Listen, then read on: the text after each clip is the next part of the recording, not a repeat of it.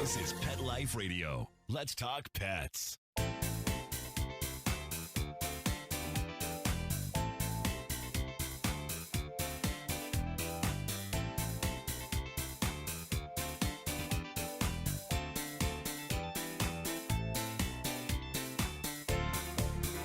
Welcome to Covered in Pet Hair, a boozy web show for pet lovers on Pet Life Radio. I'm your host, Isabel Alvarez-Arata, and today I have the pleasure of having a drink and a chat with a portrait artist with a heart of gold. I'll tell you all about her as soon as we come back from these messages from our sponsors. Welcome back to Covered in Pet Hair. I'm your host, Isabel Alvarez-Arata, and today I have the pleasure of having a drink and a chat with a New Jerseyan.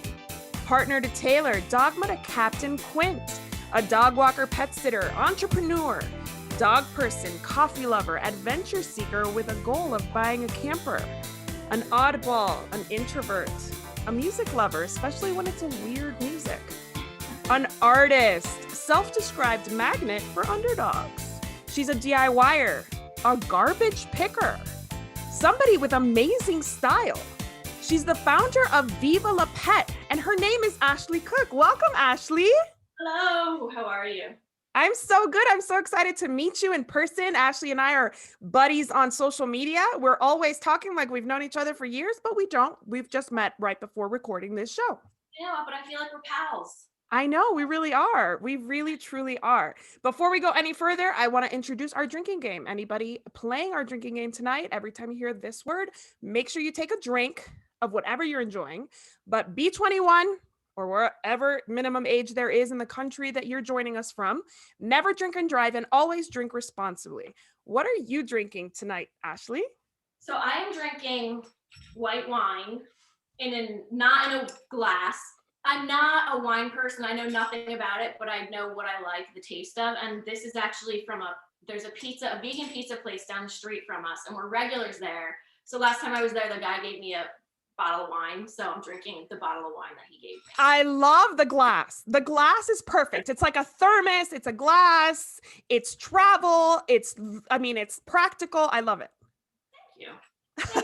And I'm using coffee because I have lipstick on. Of course, absolutely. Well, you know what? I'm having a vodka soda, keeping it very simple today because I may or may not have had margaritas before the show started. So cheers. Thank you for being on the show. I'm so excited to meet you.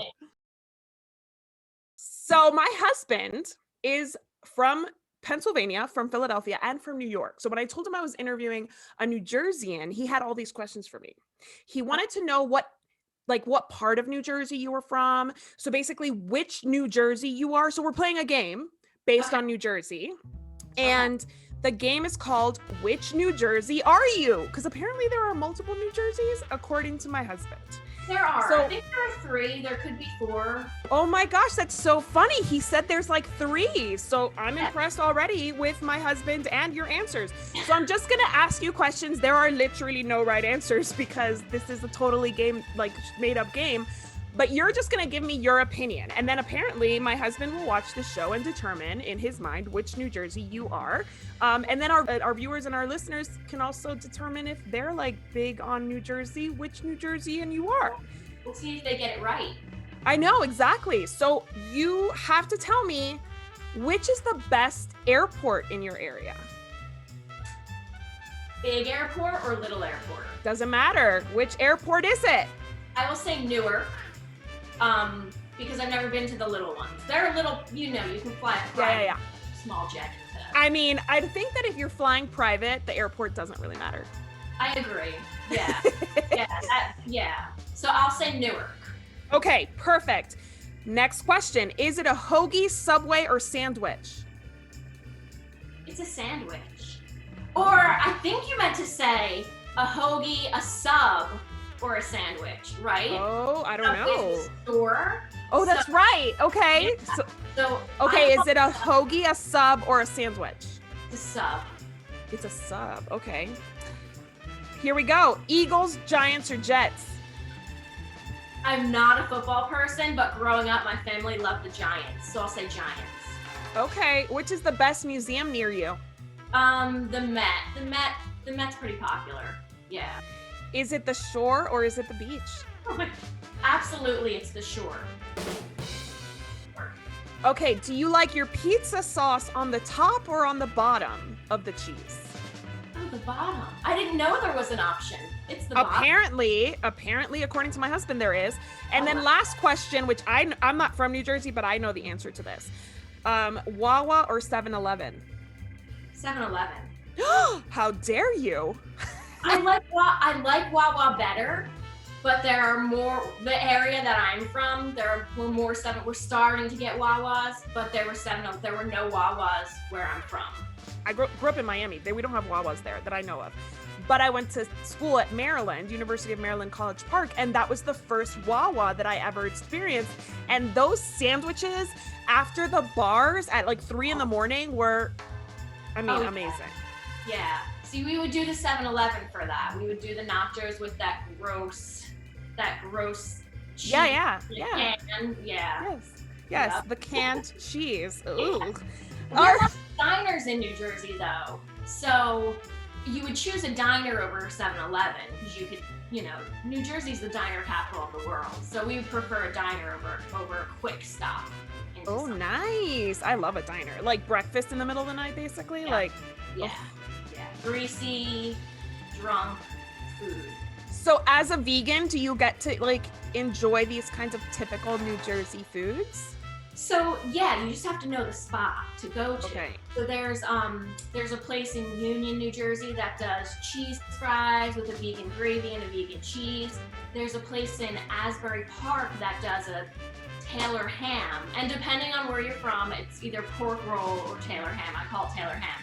It's a vegan Taylor ham and cheese sandwich, which is really good. So you just have to know the spots.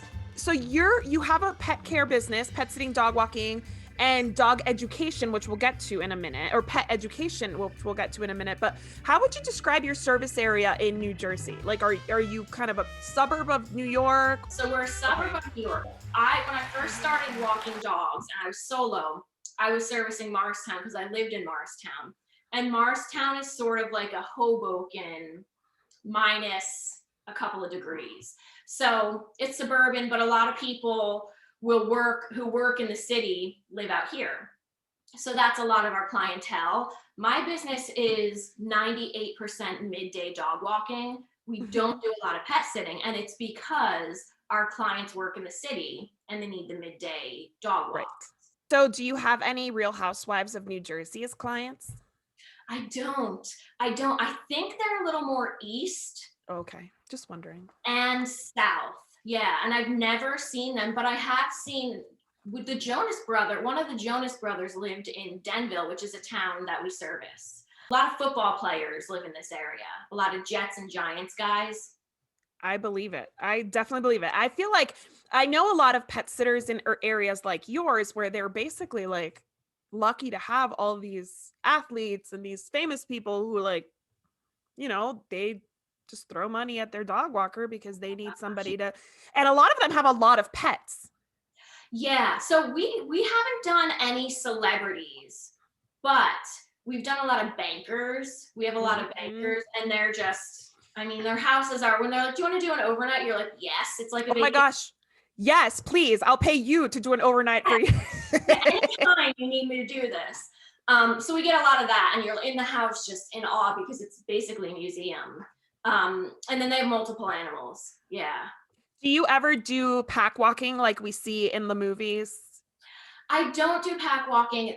I will do 3 dogs, or if there are 4 dogs that live in a household together, but I won't do like the pack walks where you don't really pay attention to the dogs and you're kind of dragging them along and they don't have their space. So I'm a proponent for body language of dogs and giving dogs their space and letting dogs tell us what they're comfortable with and not forcing them into situations. So no. So you've been in business since 2004. I started my business in 2008. And I feel like you and I agree that when I see a pack walk, one human being with 10 plus dogs that don't live together, that are from different homes, I have a panic attack because I think that that's so dangerous, so risky. Is that how you feel when you see that? Oh my God, times 10. I'm nervous to begin with because I've been doing this long enough. besides the anxiety of how dangerous it is, I feel for the dogs, and I'm just watching their body language and knowing a little bit about dog behavior and kind of the more current science of dog behavior. It upsets me to see them just, their ears are back, they're panting when it's not hot out, they're thrown in. The craziest thing is they'll throw them into one vehicle, not seatbelts, No. not crated, and I'm just like, this is, they're forced. So my thing is like, these parents are probably super happy that the dogs are going home exhausted, but their exhaustion is a result of stress. It's not a result of being exercised. Ooh. But yeah, so I agree with you on the pack walks. It's an anxiety attack. Dog parks, an anxiety attack, all of that. Off leash dogs, anxiety attack. Yeah, Yeah. no. I just had a walk with my neighbor before the margaritas, and she was like, I took Goldie, our, their 1-year-old golden retriever, who's already under socialized and a little bit skittish towards strangers and other dogs. She's like, we took him to the dog park, but we didn't go in. And I'm like, thank God. Like, do not take this dog who's already a little bit hesitant to a dog park in an area where people are not super educated on pet care. I will say that like here, people are a little bit more relaxed about pet care, and they don't have that education. We don't have amazing dog trainers here. Like, as far as I know, we have 0 positive-based fear-free trainers here. So like, we don't have those resources. So I'm like, do not take your dog to a dog park here. I'm not a proponent for dog parks anywhere, but especially not in a place where people just don't have the education to recognize their dog's behavior and take them before something happens. That's scary. We've taken Captain to a dog park just to see how he would do in the beginning. And my husband actually got for lack of a better term, he got bitten multiple times by a dog they were frenzied. One dog yelped and the dogs got frenzied and they were circling. So my husband went in there to pull Captain out of it, and he pulled Captain away, and a dog must have I don't even know why, I didn't see anything, but a dog must have zeroed in on him and went in for my husband, not for my dog, and was biting at my husband. So he was like, as soon as he dropped Captain, I knew that he got bit bit significantly. So then of course I was yelling at the owner, like, get your dog off of him. So she got the dog. There happened to be a doctor there. So he got bit in the armpit. So a doctor was looking at the wound. It was just kind of a puncture and a little bit of a tear. And while the doctor was looking at it, the woman let go of her dog and the dog went after him again. So we just left, went to urgent care. I think he needed like 4 stitches or something. No, that's exactly what I told my neighbor. I was like, if you have extra money to waste on like medical or vet bills, then by all means take the risk. But if you don't want to spend the money on vet bills or medical bills, if you get hurt, then just keep him on a leash, walk him in the neighborhood. There's plenty of opportunities for socialization outside of the dog park. Oh my gosh. And so going back, another good thing that dog parks are for, now you have to measure your dogs. Like if your dog is anxious or whatever, it's not great. But Captain, when we first started fostering him, he'd freak out when he saw other dogs. So I use the dog park as a training thing, and I wouldn't take him in. I would just walk him on the perimeter and try to get him to relax, and, treated him when he would respond well to dogs. So you can use the dog park for things like that. So I went on your website and I wanted to make sure that I fully understood the services that you offer. And you do call yourself a pet care and pet education company. So how do you educate your clients? Like I said, I'm a big proponent of, for lack of a better term, a more positive type of training. And I know positive and negative have really different definitions when you're actually training. But I'm more into really just educating people and getting to know their dogs. So we do a lot of free stuff. I post a tip of the day often. I send out, we do a For Pets and Their People. It's an e-zine. So we send that out monthly and we try to include some tips. If I see something going on with some clients' dogs, like there were a lot of dogs that gained a few LBs during COVID. Like, who hasn't?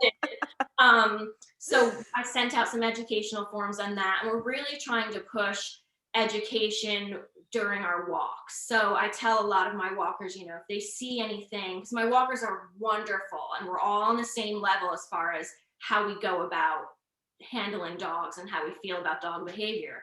So I'll tell my walkers and stuff, if you see anything, let our clients know. So, And we're also pushing enrichment visits now. So we're doing an add-on. So we'll walk your dog, exercise them. But if your dog is a pup, if you have a puppy or you have a dog that needs some more energy out, we do enrichment visits. So we educate them on the importance of mental stimulation as well as physical stimulation.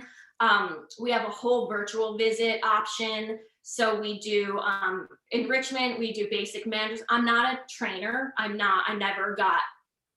didn't go to schooling for that or get certification, so I won't call myself a trainer, but I'll help people, I'll mentor people on the basic, loose leash walking, any sort of issues they have, nothing behavioral. If there's something major behavioral or aggression type of issue, I'll send them to trainers that I know in our area.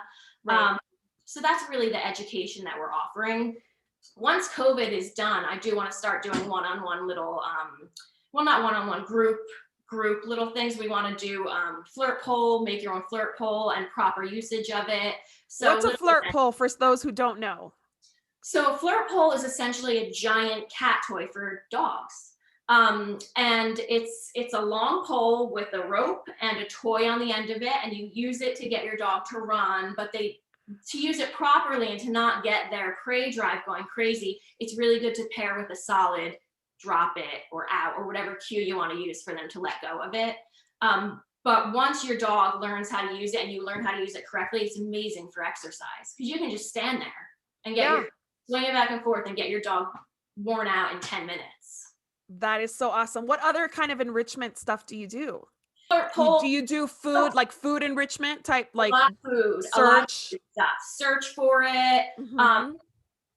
Dogs like to chew. They like to chew. So we shouldn't stop that because I feel like pushing down a behavior is going to make another behavior come out, an unwanted behavior or an unwanted reaction to suppressing that behavior. So dogs like to rip stuff apart. So I will tell clients, like, throw a box down and let your dog just chew it, but make sure your boxes are always up so they can't get it. Right.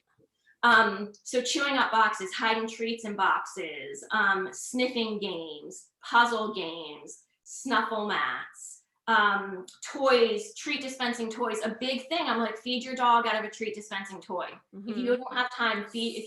Nipple, throw it in there. It's 15 minutes of the sniffer working, which wears them out just as much as a walk would. Right. Yeah. I love that you're like trying to work within the pet parents, I guess, environment and lifestyle, because I feel like people don't call dog trainers because they feel like the dog trainer is going to be like, well, you need to do something completely different that's completely unsustainable for them. So they're like, you know what? I don't even want to go down that route. Right. And I think the thing that got me to learn that that's how I want to work is doing this for so long and going into different atmospheres and learning that people have they're really good pet owners, but they have different lifestyles. So they may not be able to walk their dog every day. They may not be able to take their dog to a training class or a sniffing class. So let's offer them ways that they can do that easily that works within their lifestyle. For sure. I love that. So I have to take a break, but as soon as we come back, I want to get into a secondary project that you've taken on thanks to COVID. We will be right back after these messages from our sponsors. Welcome back to Covered in Pet Hair. I'm your host, Isabel Alvarez-Arada, and today I'm speaking to Ashley Cook, the owner of Viva La Pet in New Jersey. She runs a pet care business, educates her clients, loves canine enrichment, but also she paints pet portraits because she has a history in the art industry, the interior design industry. So before I ask you about the pet portraits, why did you leave interior design? Because you're so good at it. So I think I was in the wrong group with interior design. So I worked in interior design only for 1 year.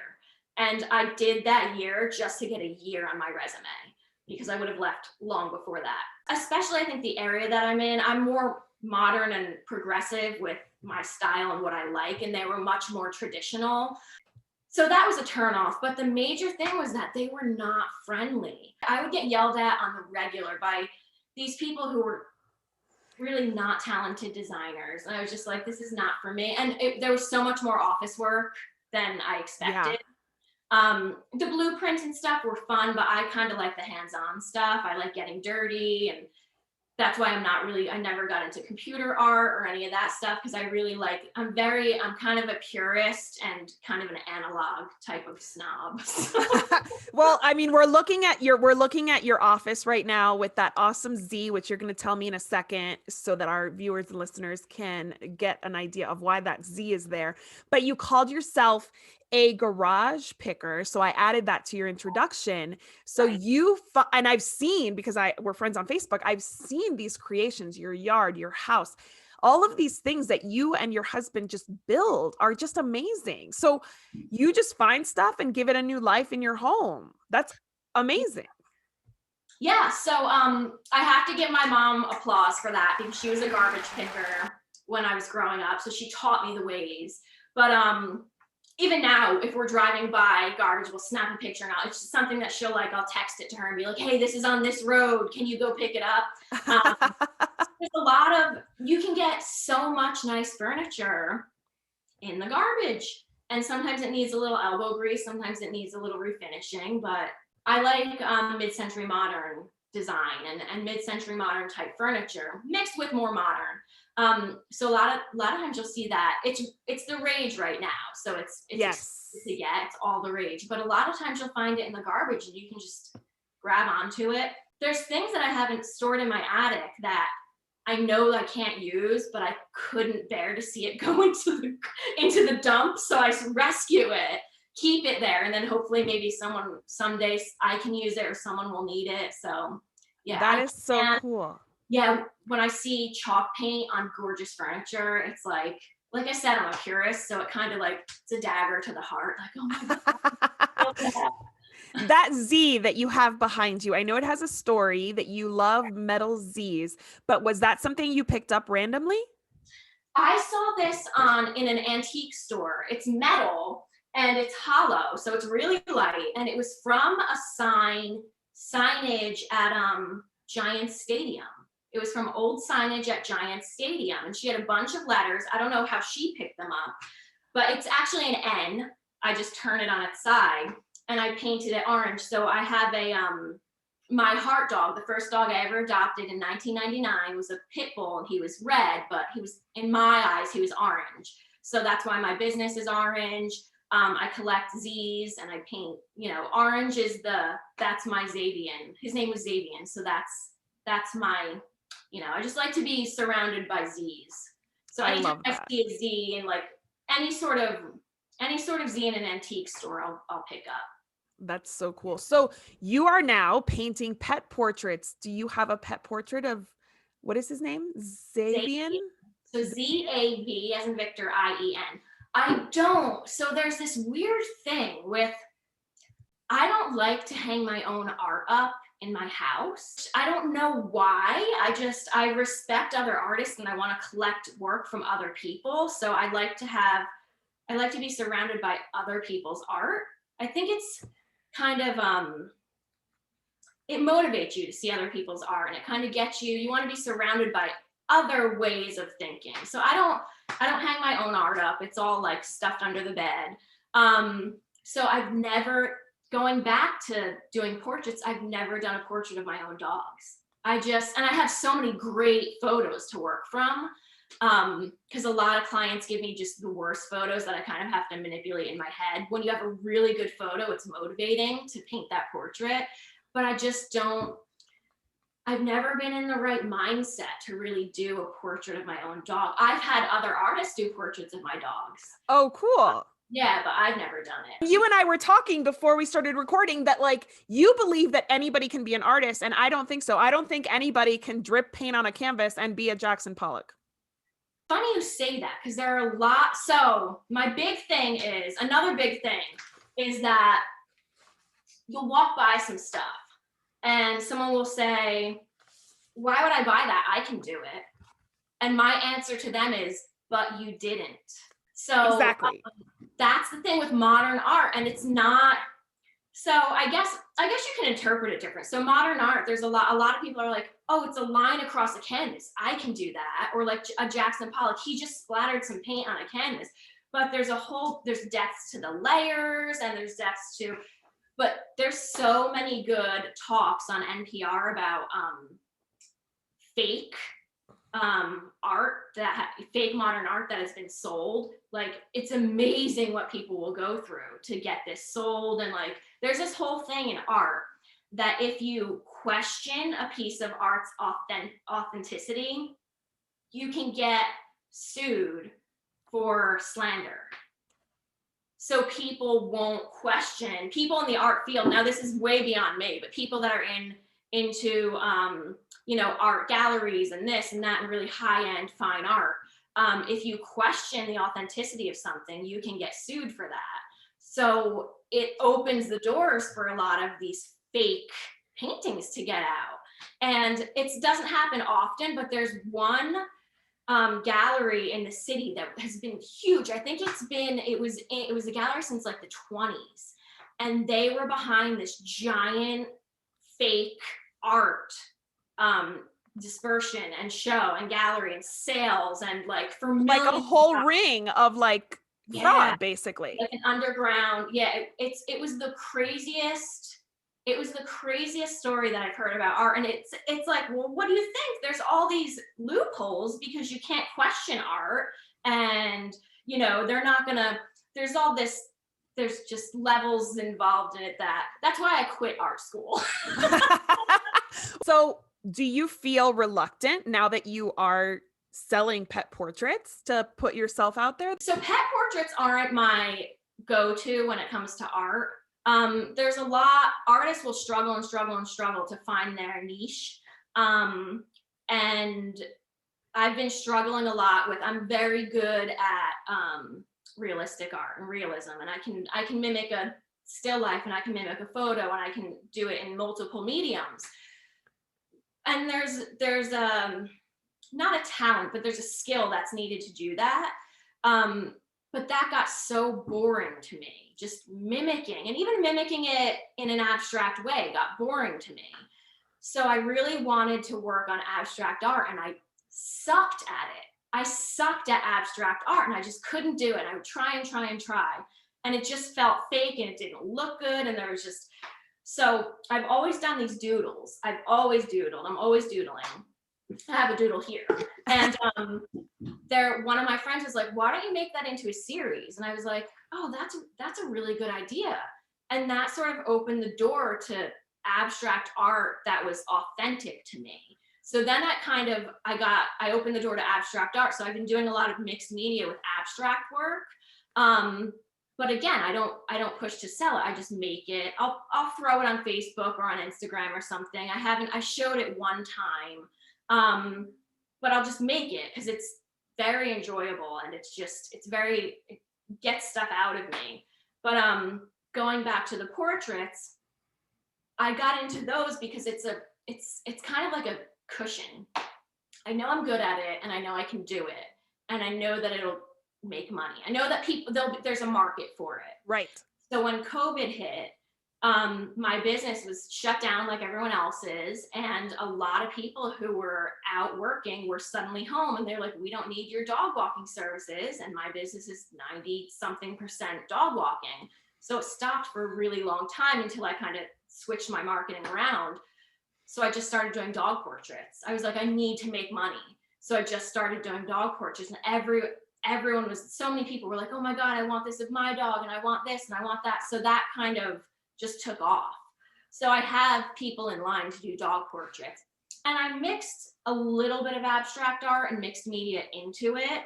I do want to get looser with my dog portraits. I have two examples here, like in the works. Cool. So this one is in the works, but the background is an acrylic monoprint, and that's kind of where the mixed media and the abstract comes into play. And then this one's still in progress too. I have to work on the ears. But I love it. I want to loosen up with my dog portraits and get a little bit more abstract. But I have to finish the ones from people that want this style. Okay, so I want to know two things. Sure. How much creative license do you take when somebody like commissions a pet portrait from you? And two, how long does it take you to do each pet portrait? Okay, so it depends on the medium. These this is just done with a micron. So the background is an acrylic monoprint, and a monoprint is just one print. You can't multiply it because it's just after you do it once, it's done. Hence the word mono. Okay.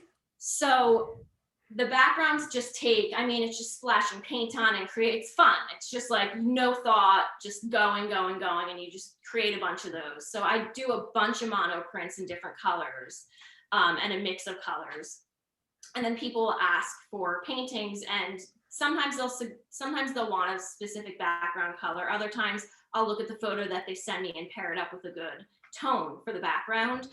But I get the worst photos. So a lot of times you want something clear and precise when you're mimicking, especially for a portrait. But I'll get just like a quick snapshot that's been like screenshotted 5 times and then sent to me. So I do take quite a bit of artistic license when it comes to it. I'll do the general, shapes so they can identify their dog. They want to be able to know it's their dog. But I kind of have to make up shadows, and I have to make up a composition that fits well. I do ask for close-ups of the face because if I was to do the whole body, it would take me a really long time. Yeah. And even in any sort of art that I do, it's kind of like I relate it to, what's the lens on the camera that does a macro lens, a real close of something. So it turns something like, let's take this glass. If you were to take a photo of it with a macro lens, it will go in really close. So it's almost an unidentifiable item. So it abstracts a realistic item. So that's kind of what I like to do when people ask me for realism. I'm like, okay, can I go in and just do like the side of your dog's face? But a lot of people just really want the head on. So this dog, for instance, there's a real lot of light. So sweet. There's so much expression in that, just like the look. Yeah, he just turned 16. I'm really excited to get this to his owner. But there's a lot of light. Like there's nothing here. There's nothing in the top. So I'm gonna have to go in and create some depth because it just doesn't look good on the paper. No, what are you talking about? I think it looks perfect. I feel like it's done. I feel like you don't need to do anything else to it. Like if I received that, I would be so happy. That's the thing too. I want to get quicker. So they take me about a few hours, like 1 to 3 hours. But if I do a few in a row, I'm loose and I can really shoot through them. But I took a long break. It's hard. I was just going to ask you, how do you get motivated? Because I love the creative process of this show and editing and stuff, but at some point I have to walk away. But if you have like a list of people waiting for portraits, how do you get yourself motivated without kind of like losing the love of it? So what gets me to finish them is having a deadline. If people tell me you can get it to me whenever, I won't do it. I just don't have that discipline. I wish that I did. And you think being a business owner for 17 years that I would? No, I'm not disciplined.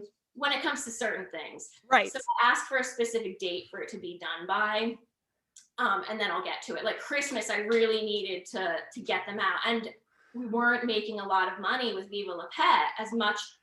2019 was our best year ever. And then 2020 hit and it was just like a halt.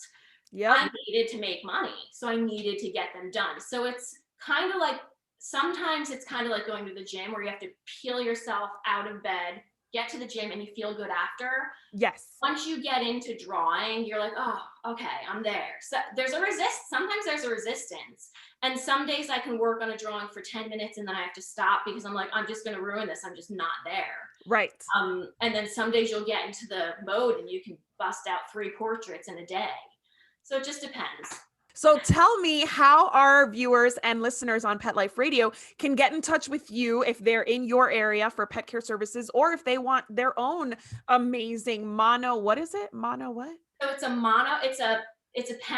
ink sketch on a monoprint, on an acrylic monoprint. But I do watercolor paintings, they take way more time and it's a little bit more expensive. But if you want a quick turnaround, I do the example that I showed you. It's a monoprint with I love them. The sketch over it.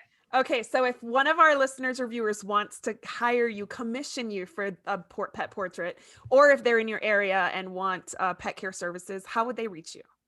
You can reach me social media, Viva La Pet on Facebook, Viva La Pet at Viva La Pet on Instagram. You can go to our website. It's www.vivalapet.net, or email me at ashley@vivalapet.net. We can do international with the art too. It would be awesome. And I get really motivated with wonderful expressions on dogs. So if you have a really amazing photo of a great expression that your dog has given you, I would love to draw that for you. So my sister lives in Spain. She's an artist. She is an art historian. She's a teacher, but that's her true passion lies in art. And she'll travel all over the world for an art exhibit. But she is going to love this show because she's going to be like, I want a portrait of Satchmo. So I'll get you guys in touch. I would love her to do a portrait of one of my dogs. So oh my gosh. You know what? My sister struggles with the same issue that you do, that discipline. She's so good, but she's like, she can't get herself motivated to paint, and she's so busy with work. So like she'd have to like kind of like stop grading papers and stop doing this to paint. But when COVID started, there were a lot of artists like Romero Brito. I'm sure you're familiar with Romero Brito from Miami, the Brazilian. He's Brazilian, but he's really big in Miami. These 3 dogs are Romero Brito. And he did like an online, when COVID, everybody was doing stuff on Zoom and online and on lives. He was doing painting classes, and she loves his art because we're all from Miami. And she was doing a lot of his stuff when COVID started because school was shut down in Spain, but now they're like in person and now they're doing all these things. So she doesn't have the time, but she's so talented. That's the thing. I've talked to a lot of artists who, you go to school for it and you're into it, and then life happens and you get a job that's not art. You're not lucky enough to get a job that's in the art field. Right. And then you kind of fall out of it. And I've talked to there's one woman that I know who's probably in her 70s, and she's constantly nagging me. She's like, get back, don't lose it, because she did for so long. And looking back, she wishes she didn't. So I kind of really remind myself of that every time I don't feel like sitting down and drawing. But this summer I kind of want to take on bigger projects and do some murals and stuff. There's places around town. I see some empty places. So if I can get in touch with some of the business owners and just put up an abstract mural just to brighten up the little area that it's in, I'd love to do that. That is so cool. I can't wait to hear more about that. You definitely have to keep us posted on those projects, because that would be super cool to put your like touch in your area and in your city. That would be so cool. It would just be an amazing opportunity. Yeah, for sure. Absolutely. Well, I want to propose a toast to you for being on the show. Thank you so much for spending your Sunday with me. It was a lot of fun. Thank you. Absolutely. My pleasure. Cheers. I'd also like to propose a toast to our executive producer, Mark Winter, and to our viewers and our listeners. Thanks so much for spending your time with us and sharing your love of pet with us. Here's to a life covered in pet hair, because there is no better way to live. Cheers. If you want to learn more about Covered in Pet Hair, please visit coveredinpethair.com or petliferadio.com. Thanks for watching, and we'll see you next time.